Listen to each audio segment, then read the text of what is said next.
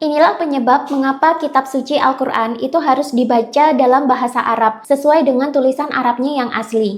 Pernah kepikiran gak sih, kenapa sih kitab-kitab suci dari agama-agama di dunia ini, beberapa di antaranya wajib dibaca dalam bahasa dan tulisan aslinya? Misalnya, Al-Quran itu wajib dibaca dalam bahasa dan tulisan Arab. Lalu umat Yahudi juga membaca Taurat mereka dalam bahasa Ibrani. Kemudian juga ada kitab Weda yang dibaca dalam bahasa dan tulisan Sanskerta, bahasa asal yang digunakan oleh umat Hindu sejak di India dulu. Mengapa beberapa agama melarang membaca kitab sucinya dalam bahasa dan terjemahan dan lebih mempertahankan doktrin untuk dibaca dalam tulisan dan bahasa aslinya? Ini sebenarnya bukanlah doktrin pembodohan, tapi ada alasan vibrasi di balik tulisan-tulisan di kitab suci tersebut. Kitab suci adalah kumpulan dari firman-firman Tuhan yang diterima oleh manusia yang terpilih, beberapa disebut sebagai nabi atau rasul yang kemudian dibukukan supaya bisa dijadikan pegangan hidup oleh pengikutnya. Nah, proses penerimaan firman ini biasanya terjadi dalam kondisi trans yang sangat dalam. Ini adalah kondisi di mana vibrasi pikiran manusia itu sangat tenang dan terhubung ke dimensi-dimensi ilahiyah, sehingga pesan atau wahyu apapun yang diterima memiliki kekuatan yang sangat powerful, dan ini sudah sesuai dengan kondisi masyarakat tempat agama tersebut dilahirkan, sehingga wahyu yang diturunkan pun bisa diterima oleh masyarakat dan memiliki daya penggerak yang powerful juga. Huruf itu memiliki vibrasi dalam setiap bahasa. Kata-kata itu juga memiliki vibrasi yang berbeda-beda. Ketika kata-kata wahyu diterima dalam kondisi trans, secara otomatis pilihan katanya adalah kata-kata yang memiliki vibrasi yang positif. Jika kata-kata tersebut diterjemahkan dalam bahasa lain, maka vibrasinya bisa berbeda dan bisa jadi malah rancu atau kurang powerful, karena setiap peradaban dan bahasa itu punya diksi sendiri-sendiri. Itulah kenapa pembacaan kitab suci dalam bahasa aslinya cenderung dipertahankan, karena ada vibrasi di dalamnya yang powerful dan diharapkan bisa menyebar ke orang lain saat dibacakan. Apalagi jika ayat-ayat suci tersebut dibaca dengan cara dilagukan. Itulah kenapa di zaman dulu leluhur Nusantara pun banyak yang menyebarkan ajaran spiritual mereka menggunakan tembang atau lagu. Selengkapnya bisa kalian baca sendiri di buku Kitab Ilmu Vibrasi berikut ini. Ini adalah buku yang membahas tentang rahasia-rahasia semesta dan rahasia kehidupan berdasarkan rahasia vibrasi. Semua yang ada di alam semesta ini pada dasarnya adalah vibrasi atau getaran energi. Dengan membaca buku ini, kalian akan jadi lebih paham lagi tentang bagaimana dunia itu bekerja secara spiritual. Oh ya, buku ini stoknya terbatas ya, dan belum tentu bakalan terbit ulang kalau sudah sold out. Makanya mumpung masih ada, check out bukunya di keranjang kuning di video aku sekarang, dan pastikan kalian segera melakukan payment, karena belum tentu buku ini bakalan dicetak ulang oleh penerbit kalau misalnya sudah sold out.